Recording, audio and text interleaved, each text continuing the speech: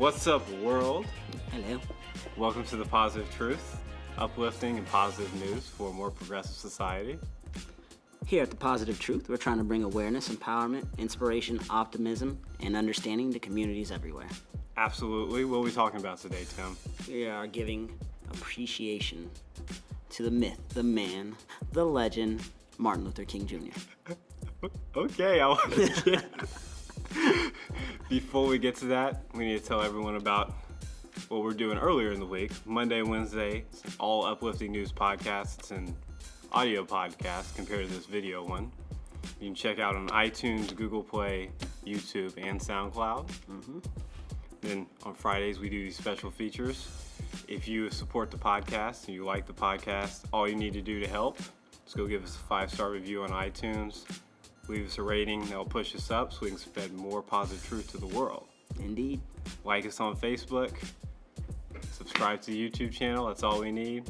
Less hate, less fear. More positivity, more equality, more love. Yes, sir. Speaking of love, talking about MLK. Tim, I think you should go first. All right, so we're talking about MLK and some things that he did that positively affected our lives. And for me, one of the things that I have to talk about is something that we all know. The I Have a Dream speech. Okay, what did you like about it? Man, what I liked about it the most, I mean, obviously we all know the line of him saying, I have a dream that one day my 4 children can, We all know the line. We all know the line, and I forgot the line.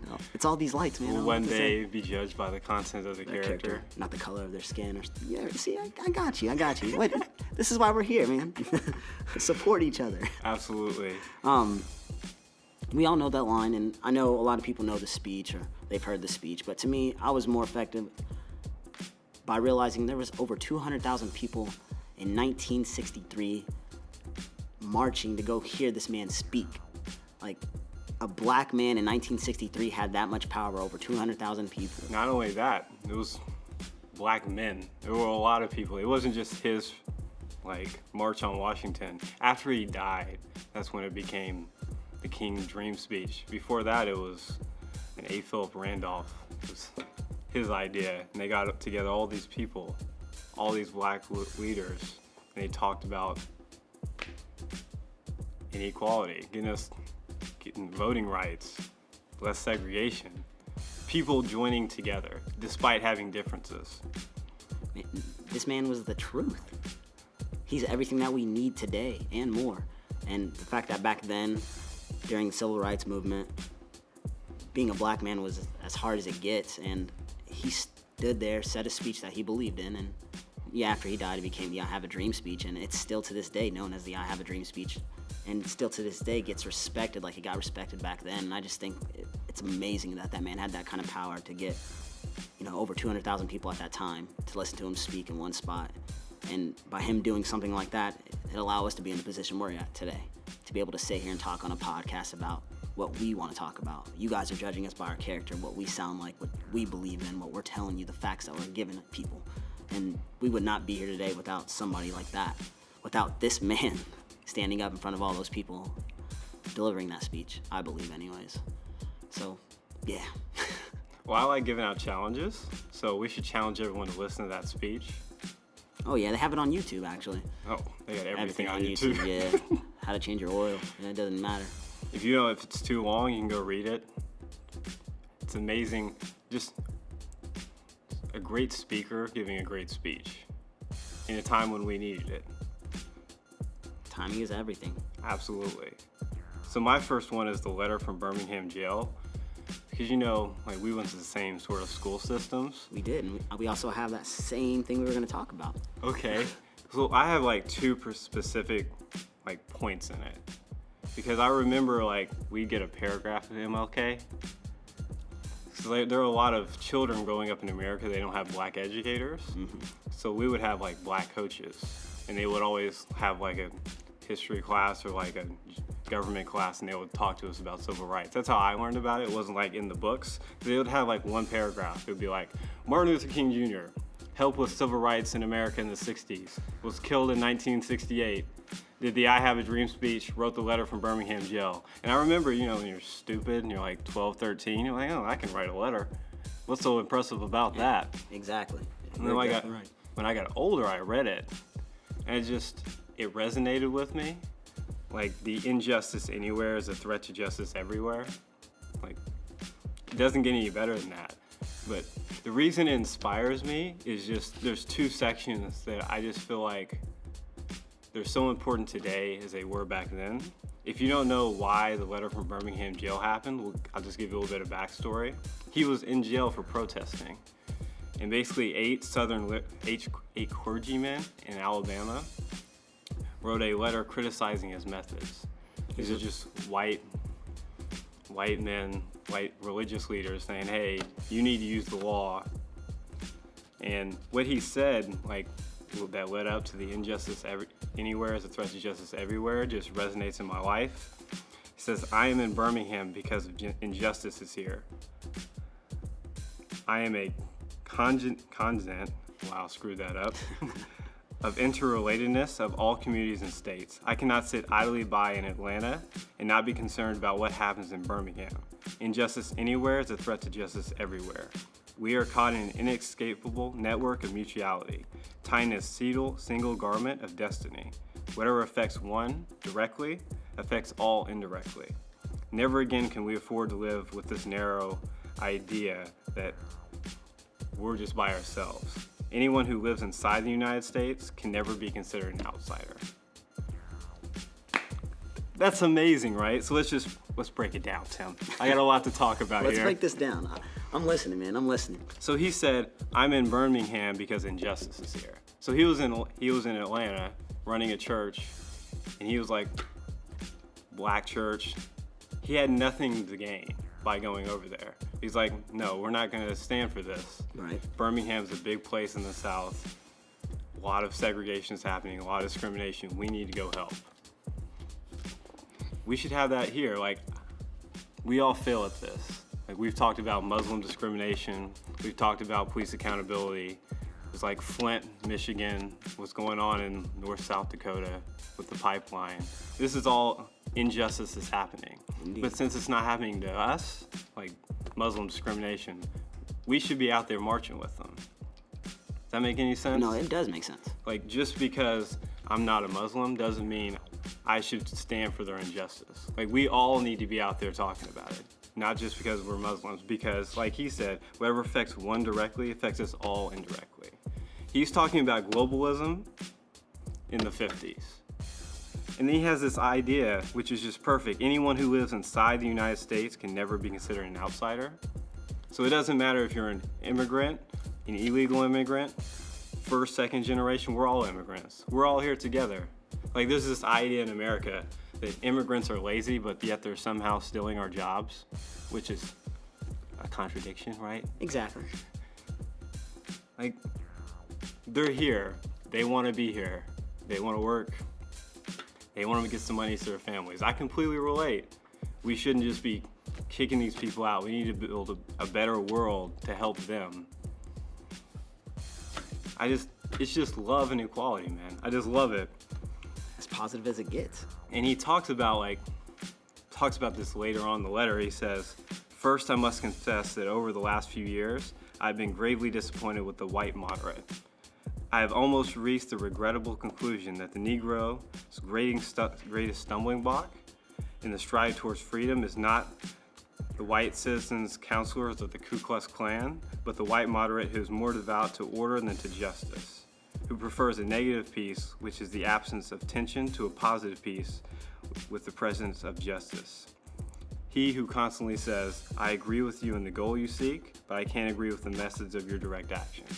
So these are people today that would be like, oh, I agree, we need to stop killing black people, but how, like, this protesting, that's not going to work.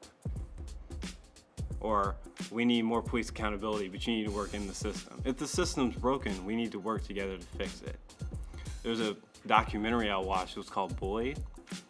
It was about a gay child in the panhandle of Oklahoma, and it's right conservative Christian, and the the parents, they were really against, they were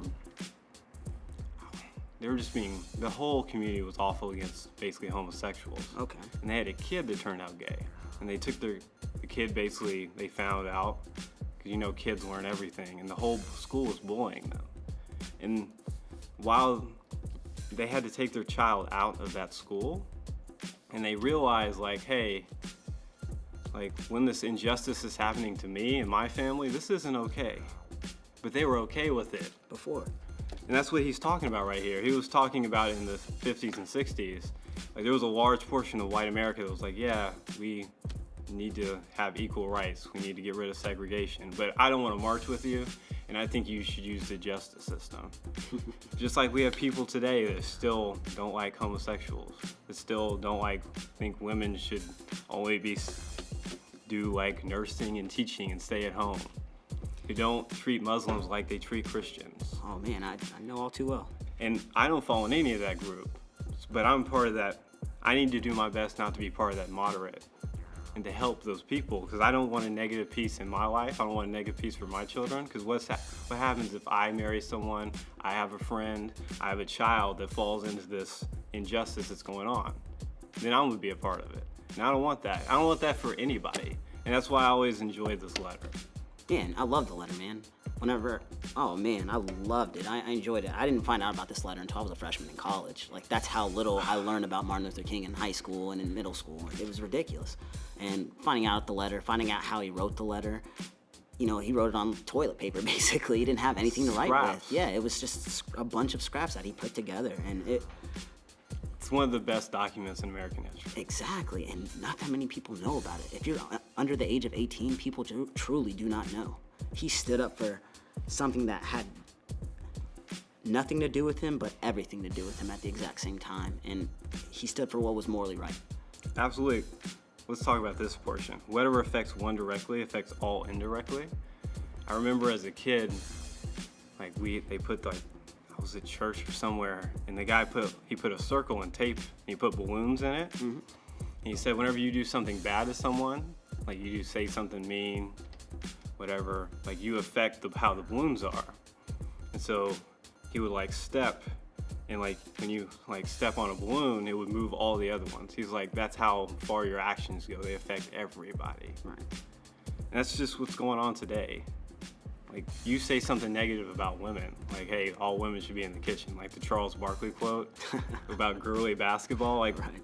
There's nothing wrong with girl basketball, man. Like, it's the same thing. Like, it's a negative way we talk about women in our society, calling them girly and everything. And that negative language goes down to the women. And it just perpetrates injustice. And it affects everybody. It's globalism. Like, we can't get away. Preach. Like, you can't live on one side of the planet and not affect someone else. Your trash is going to another country. So we need to all get better with trash. Just everything affects everybody. I could talk about this for 20 minutes. I know you can, man. I'm enjoying it. Everybody's enjoying it right now. I know they are. But keep it going, man. Spit it out. You have so much to say. You're good. We gotta keep it going. Let's keep it going. Because I got two more. Give me one more, Tim. You got two more. That one. Well, you took my one more, so you might as well go with your other one. Okay. Do you know about what happened in Memphis with him? Where he died? Yeah. So you know why he was there? I don't know exactly why he was there. So they had done a march in Memphis before. It was a nonviolent march. And 90% of the people there were nonviolent. There were people on the end that were raiding and looting and rioting. And so, of course, what happened was Martin Luther King leads a violent march. Of course. It's just like today, there's a Black Lives Matter. 99% of them are positive, nonviolent. One person does something bad, the whole group's violent. Right. Which totally connects to right now. Oh, yeah. But he came back because he was like, we're not going to quit. I don't care. We're going to do a nonviolent rally here in Memphis. And he came back because of a 10 cents. Basically, they weren't paying the garbage men, as much as they were paying the white garbage men. It was just 10 cents less. He was like, injustice. Just like injustice anywhere is a threat to justice everywhere. 10 cents is 10 cents. And they all protested, and all the trash was just getting everywhere. And Americans have a lot of trash and we never like think about it. We just, because it just goes away. When it doesn't go away, it becomes a problem. Exactly. So he was there protesting that. And that's when he gave the mountaintop speech the day before he died, which is, have you heard that? I have not heard the mountaintop speech. Man, yeah. You're the Martin Luther King guru right now, man. I know this. You look up to this man. So that was, I could probably recite the last few lines. It was like, I have been up to the mountain, and I've looked over and I've seen the promised land. I may not get there with you, but I know that tonight we as a people will get to the promised land. I heard that. I heard the speech. I did not know what it was called, but I have heard that. But he was killed the next day. Okay. And he was talking about, I might not get there with you. And there was all these death threats on his life, but he didn't care. He still continued. Exactly. So, like, what I take from Memphis is, like, just because like, you're protesting, it's never going to be easy. Like, in the moment, it's really hard. It's sort of like when he was protesting using child protesters in Alabama. They're like, why are you using children? It's like, because most of the people that were over 18 to 35, they're like, nothing's going to change. They didn't want to. He had to use them. And it built sympathy when you have police dogs attacking kids and you're hosing them down. But in the moment, it was like, nothing's going to change. They're all violent. Every Martin Luther King speech is violent. It's just in the moment, the negativity can overwhelm you. And you have to persevere, stay strong, keep pushing through. So that everyone out there is fighting injustice, keep pushing. That's what I take from Memphis. We didn't realize until years later what he actually did was so great. That's true, man. I mean, people still don't realize it. We're still learning about him as we go. So keep pushing, even though they're saying you're being negative, keep on fighting the injustice. It's not gonna be easy, but it will pay off. So Tim, give me your last one. The Montgomery bus boycott. Okay, tell the people about it. Okay, well, everybody knows, everybody's heard of Rosa Parks. Sits on the bus, white man tells her to get up, let me have your seat. She says, nah, my feet hurt, and gets arrested. Basically, what people do not know, that there was a bunch of boycotts after that, and basically, Martin Luther King led him. He was appointed to it because he was young, he had a good family background, and he was new to the community, so he didn't have too many enemies. So they pretty much assumed, hey, he's probably gonna be the best person to lead a boycott like this. This has helped Martin Luther King become the man that he is today, because this boycott started very small and it continued growing. And a person like myself, whose mom didn't have a license, who had to ride the bus to work every single day, I had to ride the city bus to high school for my freshman year, I appreciate that to the T. I'm surprised you didn't run. Oh man, I did. You know, during state week and stuff like that. Like, I get that extra motivation. Here, take my backpack. Used to give my sister my backpack and take off. I'd be late to first hour, but it is what it is. 'Cause again, I'm not on time to anything. Continue, my bad. No, but you're good. But when I was reading about the Montgomery bus boycott, and of course I think about Rosa Parks, but then I think about, man, Martin Luther King was tied into fighting for her. And again, I think about my mom she worked at the same job for about 20 years. And she ended up retiring from there, but she rode the bus every single day. Every single day she rode it there, every single day she rode it home. And just think about if somebody was to tell my mom after walking from my house to the bus stop, hey, go sit in the back of the bus, or hey, stand up so I can have your seat. I mean, my positivity would go out the window, you know what I mean? And the fact that somebody like that fought for a woman that he didn't know, at the time he did not know. And, so many years later, my mom was able to ride the city bus and not have to deal with somebody saying, hey, get up. Because my mom's an elderly woman. She's, almost 70 now. She still rides the bus from time to time. It makes me more than appreciative. I see kids getting on the bus whenever they're leaving practice, and I think about it every now and then, like, man, if Rosa Parks didn't say no, if Martin Luther King didn't fight, where would we be? And I don't think a lot of people think about it, because there's not too many people out there. There's not too many leaders out there that are willing to fight for injustice everywhere, even if it doesn't have to deal directly with themselves. Absolutely, man. I mean, he didn't just help himself in that generation. He helped every generation after that. Exactly. That's what takes it back to the Memphis. Like, it's not going to be easy. The boycott riot was like a year, if I remember correctly. Yeah. Like 15 months, you just walking back and forth. They would carpool, and if you were someone white from Alabama, from Montgomery, they'd just be like, oh yeah. They wouldn't even want to like put Negroes in their car. And they would get pulled over all the time if you were like not taking the bus. There's like 4 Negroes in the car, get tickets. Church would pay for them. It was a battle. It was worth it in the end. Oh, by far. And we're all appreciative to everyone that did that. 100%. There's a lot of people tied into it, but this is about Martin Luther King, so I'm trying to stay focused on him. Absolutely. But what's your last one, JP? So we don't do opinion on this podcast. We're all about kicking the facts. But since we're talking about Martin Luther King, we're talking about opinions here. He's all about morally right, so I mean, it's not a fact, but it's a strong moral opinion. This is a really big one for me because it's affected my life in a lot of ways. He basically was my nonviolent inspiration. So I don't believe in guns. Like, I totally get it. Shooting guns is fun. I'm awful at it. I went to the range before. I shot off dude's ear. What? Like you target the face. You're doing the target practice. Oh, okay. You say you shot off a dude's ear. I'm thinking, JP, what is going on? Like the little paper? shadow. Okay, yeah, got you, man. You just said dude's ear. I'm like, no, what? Nah, I have not shot anybody. All right, let's continue. I'm just saying, like, what I'm saying is, like, going to the gun range is fun. Okay. I understand if you're a single black woman and you're living by yourself, if you're just a single person, or you just have a family and you're just like, somebody runs up in here, I'm gonna have a gun to shoot them, protect my family, protect my things, or I'm gonna get a concealed carry because people be tripping outside. I mean, yeah, I understand. Like, I totally get it. I don't agree with it, though. I'm just nonviolent. And I got that mainly from reading about Martin Luther King on my free time, reading about Gandhi. Just this whole idea. Like, we don't need guns. We don't need violent talk. We don't need it. I don't need it in my life. Like, yeah, what if somebody runs up in your house? It's just stuff.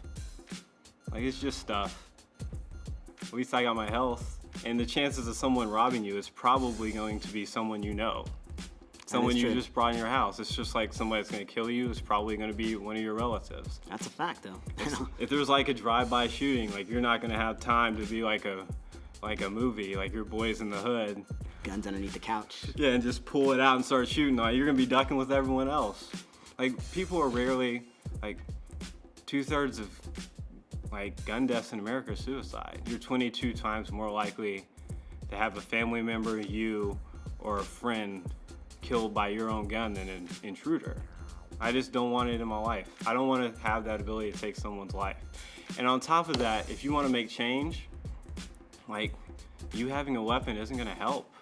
Like, if you're trying to stop, like, inequality, for instance. Like, I remember when Trump got elected, I did the worst thing of scrolling down the Facebook feed, and they're like, stay strapped, team. Like, what's that going to do? Like, they're gonna have more guns than you. What are you gonna do? Shoot at the cops? Like, are you insinuating that Trump's just gonna come kill us all? Like, it just doesn't help. And you just having this mind state like, oh yeah, to make some change, we got to be violent. We got to shoot people. Like, no, you need to. Nonviolent is the only way it's gonna work.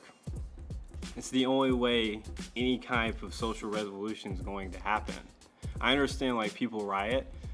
But that's just the last resort when people feel like they have no voice. But when you organize, you do peaceful protests, you get a bunch of people marching nonviolently, talking to politicians, you get more and more people there instead of, say, if you go violently.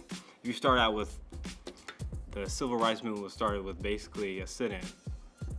If you take those 9 people doing the sit-in and you give them guns, all of a sudden it's not so peaceful, it's not a sit-in anymore, the whole civil rights movement doesn't start. That's very true. I don't believe in guns. I don't even believe in violent talk. I don't believe in, like, oh, you ugly, what you gonna do about it? Like, how does that help? I hear you. I'm just nonviolent, and I took most of that from Martin Luther King, man. Most of that from Gandhi. I definitely can relate to that a little bit. I definitely try to think, especially learning more and more about Martin Luther King as I got older, I definitely went from trying to prove how tough I was and fight back to, this is pointless. It's not even worth it. Exactly, you're 100% right. I mean, if you look at a Martin Luther King who got so much done for people, like, for minorities. Peacefully versus the people that are out there shooting, robbing, getting angry. On top of that, the whole movement wouldn't have worked if they wouldn't have been peaceful. If you have people marching in the street, like the reason that works is because whenever they got assaulted, you put it on television like, hey, look at these black people marching peacefully so they can have the same water fountain so they can vote. And we're just hosing them down, we're attacking with police dogs. That's not right. And they're not fighting back. So you take this whole white moderate that we talked about with the letter from Birmingham jail and you pull them towards your side. But if you take that same scenario and you give them guns, it's like, oh, they're fighting for their rights, so they're shooting cops. No one's gonna like that. Exactly. Oh, they're shooting cops. Like, no, I'm not for that. This only works if you do it peacefully. You can't. Man, that leads to a Martin Luther King quote that I have. Okay. Darkness cannot drive out darkness cannot drive out darkness. Only light can do that. Hate cannot drive out hate. Only love can do that. Exactly. Okay. That's exactly. It goes perfectly with what we're talking about. I'm ranting again. No, it's okay, man. I'm listening. So I was in a scenario once, right, where someone had stolen money. And it was like, well, JP, what you gonna do about it? And I knew they had stolen money. I'm not gonna, but it was in like a public setting. And I was like, well, like, what can I do about it? Because it's like me and one other person versus 5 people. And I saw them just like steal money. So instead, like, it wasn't from me. It was from like another table. Like, dude was waiting tables. And he, like, somebody left a tip on the table. So another dude walked over and stole the tip and sat back down. So it's like, oh, we got to do something about that. So if I go up there with any kind of violent behavior, like, hey, man, you better get that back, that's not going to work. No, it never does. So what I did was I took my Martin Luther King nonviolence inspiration. I said, hey, man, I saw you took that tip over there. He was like, yeah, man, what you going to do about it? I was like, hey, man, I'm not going to do anything. I just want to tell you, I pulled out money, gave that dude $20 in front of the whole public because everyone saw it. It's IHOP. Like, everyone saw it. And I was like, hey, man, if you need money, here's some money for you. I'll go give that dude his money back out of my wallet. Just let you know, if you ever need help, you don't need to steal. There's always people here to help you. I publicly embarrassed him. Okay, JP.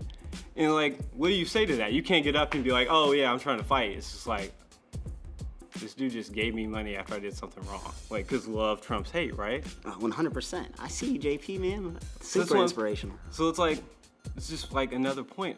Like, I learned that from Martin Luther King.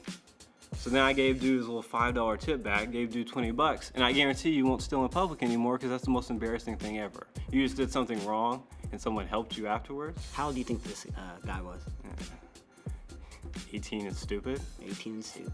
I mean, you're 9, 10 years older than the kid, though. You know what I mean? I was like 4 years older at the time. This was a while ago. 4 years younger. Yeah, 4 years younger. I was like 4 years older than him. Okay, so I mean, look at that. I think he basically got embarrassed badly by a peer. That's man, like, he's questioning life. I guarantee he questioned life after that. Like, man, I need to change my ways. Exactly. It's like, but none of that would have happened if I'm like, hey, yo, give that dude his money back. Like, that just doesn't help. And that's just one example. That's just something you can do out there. Sort of like, I remember I went to a school to talk about the importance of college education. It was a lower income minority school. Mm-hmm. And they at the end, they gave me questions like, oh, and one, like, a kid asked me about bullying. And at the time I was like, oh yeah, man, you gotta stand up for yourself, fight back. When I was driving home, I was like, man, that's an awful answer. Like, he should fight back, but in reality, I should have told every other kid in that room, like, hey, you see someone getting bullied, this is your environment. You're 13 years old. You don't pay bills, you don't have any money, you didn't pick the clothes out, your parents got you these clothes. You probably don't pick your meals. Like, you know, when you're a kid, like, there are very few things you get to do. This school is like your one this is your one environment. This is where you can be creative. Don't let anyone mess with that environment. So you need to tell these people, like, you need to tell, like, these kids, like, you need to stand up for that kid. If you see someone getting bullied, you need to stand up for them too. Like, just like, hey, that's not gonna happen. Take the kid away, be like, hey man, you need a friend. So if you see anyone getting bullied, you don't have to, like, fight the bully. Just take it away, tell them, like, publicly embarrass them, like, this is not gonna happen in my school. It's not gonna happen in my work environment. We just talked about social media and the cyberbullying. Mm-hmm. Like, you should block that person too. Like, hey man, that's not acceptable, don't do that. And if we all stand up for, like, people getting bullied, and we don't make it cool, and we stand up for people that are getting bullied, it's going to just make the whole world a better place. I mean, we can do that non-violently. Be like, this is my creative space. If you're a kid watching, you're going to some high school, like you teach a grant, like you see some kid getting bullied, like, hey, don't do that. All stand up for him. It'll kill bullying like this. We should stand up for each other. And that's what MLK did. It's like, I can't sit here idly in Atlanta and not be concerned with what happens in Birmingham. It's just something you can apply to your life. It's so easy. I'm done, Tim. Oh, man, hey. Hey, I was listening, man. I'm learning as we go. That's all I got. That's all you got. I'm good. Well, JP, man, tell everybody where they can find us. Let me cheat real quick. Go ahead and cheat.